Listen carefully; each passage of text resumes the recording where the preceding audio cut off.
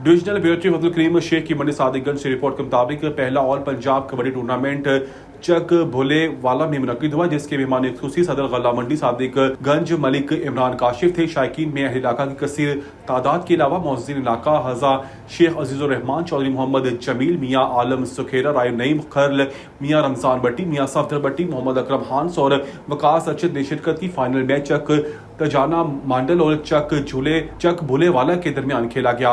उम्दा खेल और बेहतर कारकर्दगी की बुनियाद पर भोले वाला गांव की टीम ने जीत कर एजाज अपने नाम कर लिया। जीतने वाली टीम के खिलाड़ियों की हौसला अफजाई के लिए ट्रॉफी और नकद इनामात तकसीम किए गए।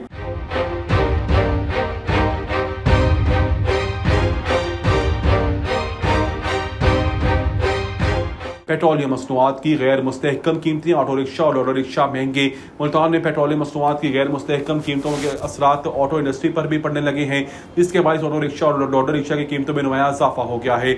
ऑटो इंडस्ट्री से वाबस्ता अफराद के मुताबिक गुज़श्ता एक माह के दौरान ऑटो रिक्शा और ऑटो रिक्शा की कीमतों में 18,000 रुपये तक इजाफा रिकॉर्ड किया गया है। ऑटो डीलर्स का कहना है कि पेट्रोलियम मसनूआत की कीमतों में उतार चढ़ाव की वजह से गाड़ियों की कीमतों भी बढ़ रही हैं और आइंदा भी मजीद इजाफे का खदशा मौजूद है।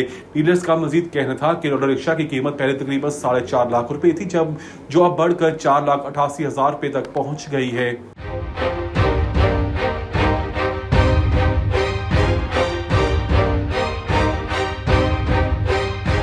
घर बनाने वालों के लिए खुशखबरी, कम लागत घरों की तामीर के लिए कर्ज की नई हद मुकर्रर। कम लागत घरों की तामीर के लिए हुकूमत की रियायती स्कीम अमल दरामद शुरू हो गया। हाउसिंग लोन की हद 35 लाख से बढ़ाकर 1 करोड़ रुपए तक कर दी गई।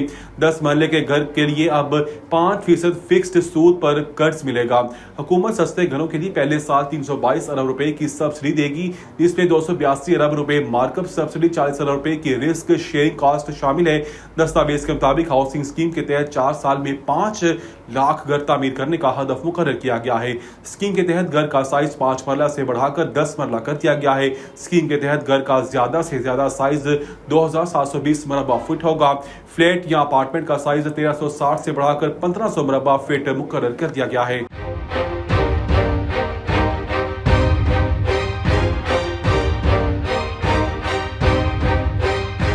रजब भट्ट के राज खोले तो मुंह दिखाने के काबिल नहीं रहेंगे, जुल्करनैन सिकंदर के संगीन इल्जामात। मारूफ यूट्यूबर रजब भट्ट अपनी हालिया शादी और मुताजा बयानात की वजह से सोशल मीडिया पर शदीद तनकीद का सामना कर रहे हैं। अब मारूफ यूट्यूबर और टिकटॉकर जुल्करनैन सिकंदर ने भी रजब भट्ट पर तनकीद करते हुए उन्हें फितना करार दिया है। जुल्करनैन सिकंदर ने अपने हालिया व्लॉग में कहा कि रजब भट्ट ने इन्हें मजबूर किया कि वो सच बोले। उनका कहना था कि ये जाती नहीं बल्कि पूरी कौम की लड़ाई है और रजब भट्ट ने खवातीन के बारे में नामुनासिब बयान दिए हैं। मैं ठुड्डे मारूंगा। ये रजब भट्ट फैमिली नहीं बल्कि फितना फैमिली है। जुल्करनैन सिकंदर ने मजीद वाज़ेह किया कि रजब भट्ट ने दावा किया है कि वो महीनों से नहीं उन्हें इग्नोर कर रहा था, लेकिन हकीकत यह है कि ताल्लुकात खत्म करने का फैसला उनकी तरफ से था, क्योंकि उन्हें एहसास हो गया था कि रजब भट्ट पैसों के लिए किसी भी हद तक जा सकता है।